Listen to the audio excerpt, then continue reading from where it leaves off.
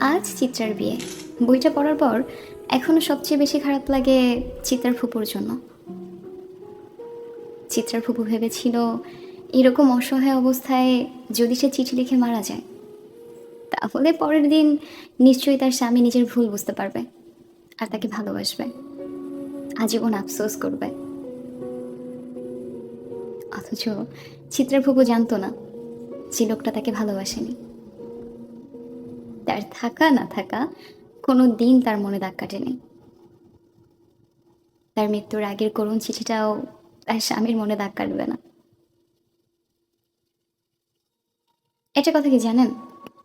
ভালোবাসলে তা প্রকাশ হয়েই যায়, কথায়, আচরণে। অনুভূতি আসলে দাবায় রাখা যায় না। আমরা প্রায় সময়ই চিত্রের ফুপুর মতো ভাবনা ভাবি যে আমায় কষ্ট দেখলে হয়তো একটুখানি ভালোবাসবে, হয়তো শেষ সময়ে নিজের ভুল বুঝতে পারবে, দুদণ্ড শান্তি দেবে। কিন্তু না, যে গতকাল ভালোবাসেনি সে আগামীকালও বাসবে না। সব ভালোবাসা গত বর্ষার সুবাস দেয় না।